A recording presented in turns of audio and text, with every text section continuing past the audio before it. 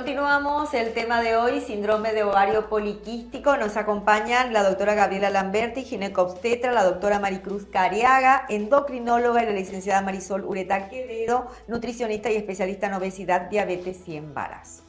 Bueno, ¿cómo detectamos nosotras que tenemos síndrome de ovario poliquístico? O sea, ¿cuáles son los síntomas? Ya hablamos de la irregularidad de la menstruación. ¿Hay dolor? ¿Hay algún otro tipo de trastorno donde yo me pueda percatar que estoy padeciendo la enfermedad? Bien, no, la sospecha o la consulta muchas veces pasa por lo estético, lo dermatológico, ¿sí? Mira.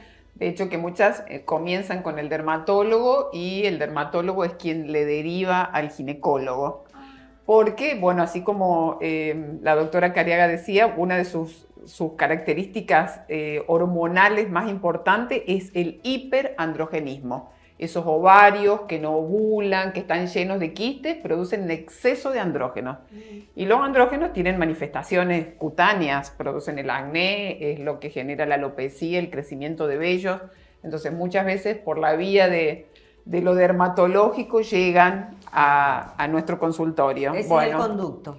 Y entonces ahí uno tiene la obligación de descartar el síndrome de ovario poliquístico. Y entonces comienza a hacerse una serie de estudios, ¿sí? Porque esos mismos síntomas pueden estar provocándotelo otros trastornos endocrinológicos, qué sé yo, un trastorno con la tiroides, ¿sí? Las enfermedades de la tiroides, o no sé, excesos de prolactina, que por ahí son generadores de ausencia de menstruación, y detrás de eso a veces confundir o simular un síndrome de ovario poliquístico, pero bueno, como te dije, uno a través de los exámenes reúne todas estas características y reúne todas estas cosas que hacen al diagnóstico, entonces podemos, justamente, habiendo descartado otras cosas, decir es un síndrome de ovario poliquístico, y a partir de ahí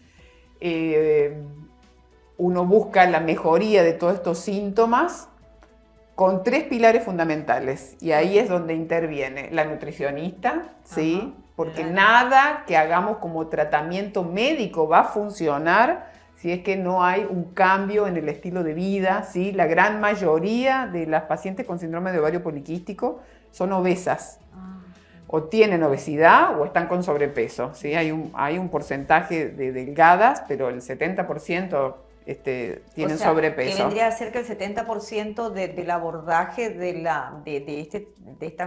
abordaje del tratamiento en sí sería ya con intervención nutricional también, entonces. Es fundamental, ¿sí? Es como las 3 patas del tratamiento. Es el tratamiento médico que le podamos dar, ¿sí? Si lo requiere, es la nutrición y la actividad física. Ya. ¿Y qué cambios fundamentales se realizan en materia de nutrición en estos casos? Bueno, realmente es un cambio en el estilo de vida completo. O sea, se debe enfocar mucho que haya un cambio profundo en los hábitos alimentarios, en el sedentarismo, si es que existiese, ¿verdad? El fomentar la actividad física. Uno, para tratar las posibles comorbilidades que venga acompañado con el síndrome, ¿verdad? Ya sea, como estaba comentando la doctora Lamberti, un alto porcentaje de las pacientes presentan algún grado de sobrepeso u obesidad, ¿verdad? Y en muchas ocasiones ya vienen con complicaciones o con comorbilidades asociadas, ¿verdad? Ya sea hipertensión, alguna enfermedad cardiovascular, dislipemias y principalmente la diabetes tipo 2 o la resistencia a la insulina. Entonces el enfoque va a ir, o sea, el enfoque del tratamiento va a ir de acuerdo a todo el conjunto, al conjunto de la paciente, ¿verdad? ¿Qué alimentos están recomendados y qué alimentos no debe contemplarse en la dieta para estas personas? El tratamiento principal en cuanto a alimentación es llevar una dieta de bajo índice glucémico, ¿sí?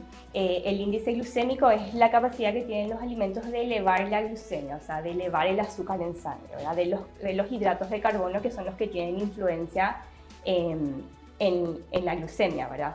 Entonces hay muchos factores, ¿verdad?, que nosotros podemos utilizar para mejorar ese índice glucémico, ¿verdad? Desde el aporte de fibras, ¿verdad? Por darte un ejemplo, ¿verdad? Un panificado de harina blanca eleva muy alto y rápido el azúcar en sangre, en cambio un panificado integral, ya sea integral, desalvado, con semillas, que tiene mucha fibra, ¿verdad? El pico de glucemia que hace es mucho más bajo y lento.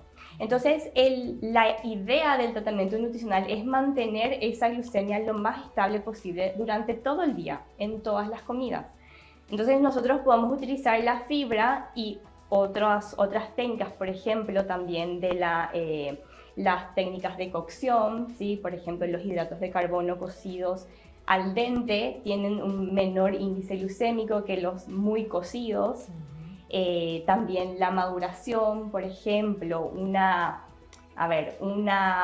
banana muy madura, ¿sí? Tiene una disponibilidad de hidratos, o sea, eleva la glucemia mucho más alto que una banana no tan madura, ¿verdad? Ya. No digo que comamos una banana verde, pero por Claro. ejemplo, una banana sin muchas manchas negras es una mejor opción. Claro. Por darte unos ejemplos, Claro, ¿verdad? es como una Así mismo, reeducación. Es una como así mismo, reeducación es que se le una da a la educación paciente. alimentaria Sí, que se debe mantener a largo plazo. exacto. Ahora, dentro de la endocrinología, todo esto que estamos describiendo, ¿cómo se enfoca el tratamiento para la mujer, doctora? Nosotros, nuestra primera línea de tratamiento es tratar la resistencia a la insulina. También. ¿Verdad? Ese es uno de los puntos principales que tenemos que tratar, ¿verdad? Por supuesto que el pilar fundamental es el estilo de vida, ¿verdad? Una dieta antioxidante, antiinflamatoria, actividad física, porque al fin y al cabo, Lilian, nosotros tenemos que entender que esto realmente es un incremento de todas las vías oxidativas del cuerpo. Nosotros tenemos que cambiar el metabolismo, ¿verdad? Cuando tenemos un ovario poliquístico, tenemos una resistencia a la insulina y esta resistencia a la insulina provoca una activación de las vías oxidativas del cuerpo, ¿verdad? Provoca una situación de bajo grado de inflamación, una inflamación, ¿verdad? Ni qué decir si tenemos asociado un sobrepeso o una obesidad, tenemos todavía mucho más magnificado este efecto. Entonces nosotros lo que tenemos que hacer es vencer la resistencia a la insulina, ¿verdad? Primero y principal es el estilo de vida. Y después vamos a empezar fármacos que nos pueden ayudar y que van a acompañar a esto, ¿verdad?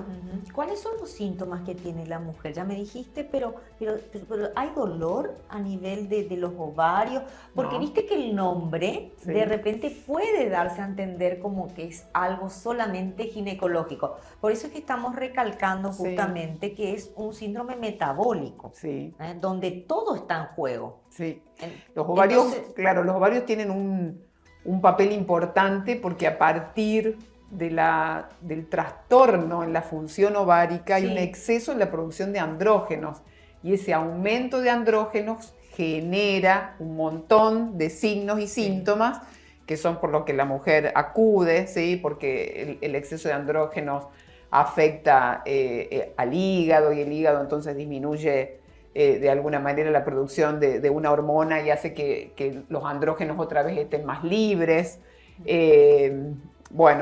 Interfiere en la ovulación, pero no hay dolor. O sea, si hay Claro. algo que no tiene el síndrome de ovario poliquístico, es dolor. Puede ser entonces asintomático prácticamente. O sea, La palabra no es asintomática, Sí, o sea, sí, lo que no genera no es productor de dismenorrea, que es el dolor de las Sí, menstruaciones claro. o dolores en otro momento del ciclo, no, provoca irregularidades menstruales, ¿sí? claro, que puede ser una llamada de atención. Provoca exceso, ¿sí? El exceso de andrógeno genera grasitud, entonces la aparece piel? acné, aparece seborrea en el cuero cabelludo. Ya.